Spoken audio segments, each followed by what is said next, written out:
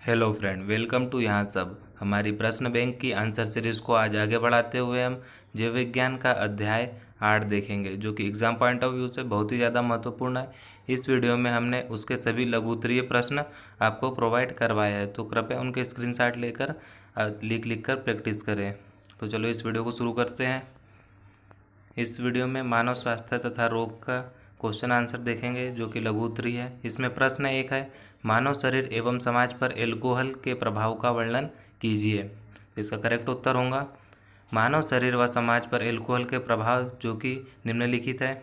इसमें पहला है, मस्तिष्क नियंत्रण की शक्ति समाप्त हो जाती है। दूसरा है, गलत सही सोचने की क्षमता खत्म हो जाती है। मस्तिष्क की अक्रियता में सारे संबंध भूल जाता है। थर्ड है, ज़्यादा सेवन से आमाशय, हृदय, यकृत, वृक्क एवं अन्य अंगों की पेशियां कमज़ोर हो जाती है। फोर्थ है, रोग प्रतिरोधक शक्ति समाप्त हो जाती है। फिफ्थ लक्षण है इसके, एल्कोहल के आदि व्यक्ति की पुतलियां फैल जाती है। और छठा है, कुछ दिनों बाद प्रायः व्यक्ति आपराधिक प्रवृत्ति का हो जाता है। नेक्स्ट प्रश्न देखेंगे, प्रश्न 2, साइकोट्रॉपिक औषधि किसे कहते हैं। तो इसमें साइकोट्रॉपिक औषधि के बारे में पूछा गया है। तो साइकोट्रॉपिक औषधियाँ ऐसी औषधियाँ मुख्यतः मनुष्य की चिंतन शक्ति एवं मानसिक प्रक्रिया को प्रभावित करती है। इनके सतत उपयोग से व्यक्ति के व्यवहार, होशोहवास एवं बोधगम्यता में परिवर्तन हो जाता है। अतः इन्हें मनोदशा परिवर्तक औषधि भी कहा जाता है। इन औषधियों के लगातार सेवन से व्यक्ति उनका आदी हो जाता है। वह इन औषधियों पर पूर्ण रूप से निर्भर हो जाता है तथा इनके उपयोग के बिना नहीं रह पाता है। नेक्स्ट प्रश्न है, सामक औषधियाँ क्या है, ये कितने प्रकार की होती, इनके प्रभाव लिखिए। तो सामक औषधियाँ, इसके अंतर्गत ऐसी औषधियों को सम्मिलित किया जाता है जो सीधे मस्तिष्क तथा अर्थात केंद्रीय तंत्रिका तंत्र को निष्क्रिय कर देती है। ये शरीर को निश्चित सुस्त तथा स्वतंत्र कर देती है। इनकी अधिक मात्रा से सेवन करने से नींद आने लगती है। निद्रा उत्पन्न करने वाली इन औषधियों को हिप्नोटिक्स भी कहा जाता है। इसके उदाहरण हो गया बर्बिचुरेट्स एवं बेंजोडाइएज़ोपिन्स। इसमें हम पहले देखेंगे बर्बिचुरेट्स के बारे में। यह संश्लेषित औषधि होती है जिसे बर्बिचुरिक अम्ल से तैयार किया जाता है। इनके प्रयोग से व्यक्ति हतोत्साहित हो जाता है तथा उसे नींद आ जाती है। इसी कारण इन्हें निद्राकारी पिल्स भी कहते हैं। ये व्यक्ति की क्रियात्मक सक्रियता तथा चिंता तथा उत्कंठा को कम करती है। यह निद्रा लाती है।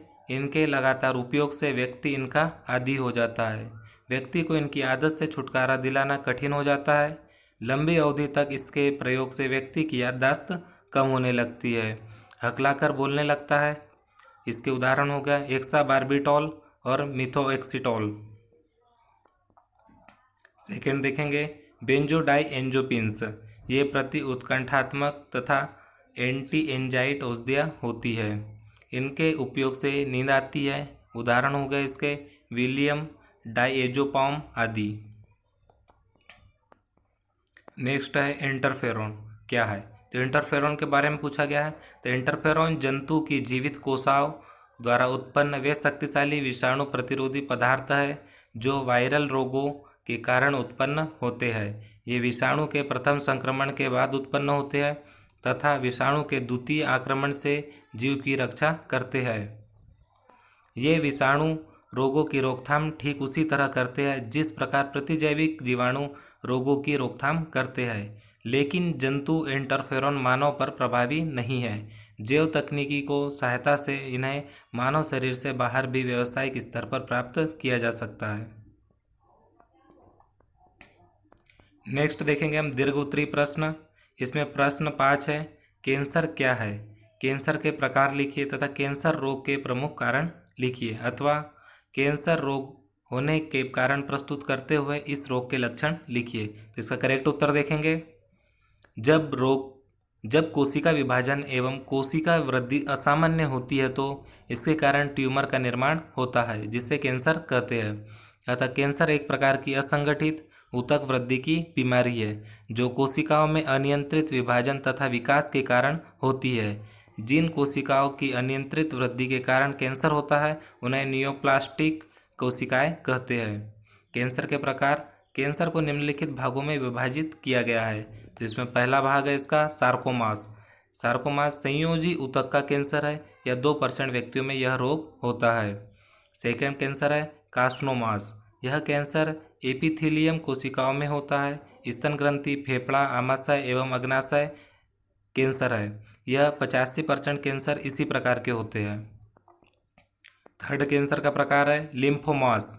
यह लसिका ऊतकों में पाया जाने वाला कैंसर है। इस प्रकार के कैंसर में लसिका गांठें तथा पलियां अधिक मात्रा में बनती है। नेक्स्ट हो गया ल्यूकेमियास। यह रुधिर कोशिकाओं में पाया जाता है। इसे रुधिर कैंसर भी कहते हैं। उपयुक्त प्रकारों के अलावा भी कुछ विशेष प्रकार के कैंसर पाए जाते हैं जो निम्नलिखित है। पहला होगा मेलेनोमास, वर्णक कोशिकाओं का कैंसर होता है। सेकेंड हो गया ग्लियोनोमास, यह तंत्रिका कोशिकाओं का कैंसर होता है। थर्ड है टेरेटोमास, यह कोशिका विभाजन एवं भ्रूणी विकास से संबंधित है। कैंसर के कारण कैंसर उत्पन्न करने वाले भौतिक व रासायनिक कारकों को कार्सिनोजेन कहते हैं। कैंसर के प्रमुख कारक या कारण निम्नानुसार।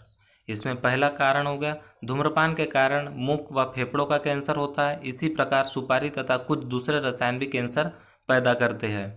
नेक्स्ट कारण है ज़्यादा उम्र में हार्मोनल संतुलन बिगड़ने के कारण भी कैंसर होता है। कुछ विषाणुओं के संक्रमण के कारण भी कैंसर होता है। उत्परिवर्तन के कारण भी कैंसर पैदा होता है। नेक्स्ट कारण है सूर्य की अल्ट्रावायलेट किरणें, प्रदूषक तथा रेडियो एक्टिव किरणें भी कैंसर पैदा करती है। कैंसर के लक्षण।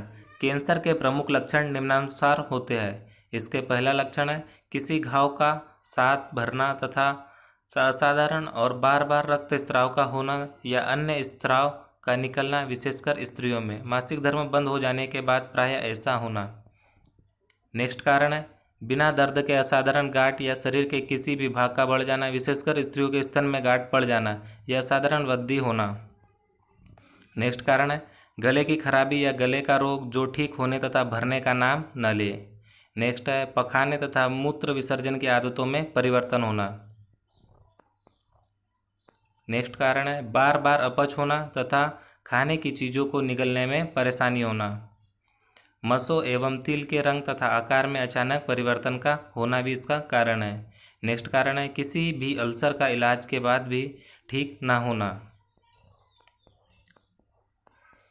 नेक्स्ट प्रश्न है प्रतिरक्षात्मक तंत्र क्या है? मनुष्य के प्रतिरक्षात्मक तंत्र के विभिन्न घटकों एवं उनकी भूमिकाओं का वर्णन कीजिए। तो इसका करेक्ट आंसर देखेंगे हम। प्रतिरक्षात्मक तंत्र एक विशेष श्वेत रुधिर कोशिकाएं या ल्यूकोसाइट्स जिन्हें लिम्फोसाइट्स कहते हैं, शरीर प्रतिरक्षात्मक तंत्र की मुख्य कोशिकाएं होती है। प्रतिरक्षात्मक तंत्र की लिम्फोसाइट्स दो प्रकार की होती है जिन्हें बी कोशिका और टी कोशिका कहते हैं। ये दो कोशिकाएं भ्रूणी अवस्था में यकृत कोशिकाओं और वयस्क अवस्था में अस्थिमज्जा की कोशिकाओं द्वारा बनती है। इनमें से टी कोशिकाएं कोशिकीय प्रतिरक्षा और बी कोशिकाएं प्रतिरक्षियों के निर्माण के लिए जिम्मेदार होती है। दोनों ही कोशिकाएं एंटीजनों से प्रेरित होकर ही अपने कार्य करती है। इसमें हम बी कोशिकाएं के बारे में देखेंगे। बी कोशिकाएं जब कोई एंटीजन शरीर द्रव में प्रवेश करता है तब बी कोशिका इससे प्रेरित होकर प्रतिरक्षियों का निर्माण करती है। मानव शरीर में हजारों प्रकार के एंटीजन के लिए अलग अलग हजारों प्रकार की विशिष्ट बी कोशिकाएं पाई जाती है। जब कोई बी कोशिका एंटीजन के संपर्क में आती है तो यह प्रेरित होकर तेजी से गुणन करके बहुत सी एक क्लोन प्लाज्मा कोशिकाओं का निर्माण करती है। इस एक क्लोन की अधिकांश कोशिकाएं लगभग 1 सेकंड में 2000 प्रतिरक्षी अणुओं का निर्माण करती है। बी कोशिकाओं में प्रतिरक्षियों के उत्पादन की यह क्षमता इन कोशिकाओं के विकास एवं परिपक्वन के दौरान उपार्जित लक्षणों के एकत्रित होने के कारण भ्रूणी अवस्था में ही बनती है।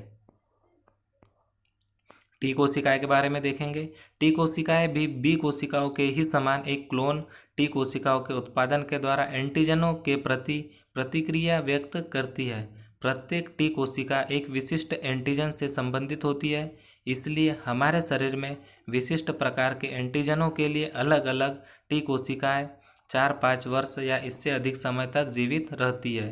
टी कोशिकाओं द्वारा उत्पादित एक क्लोन कोशिका एंटीजन की प्रतिक्रिया की दृष्टि से जनक टी कोशिकाओं के समान होती है, लेकिन ये विभिन्न कार्यों को करती है।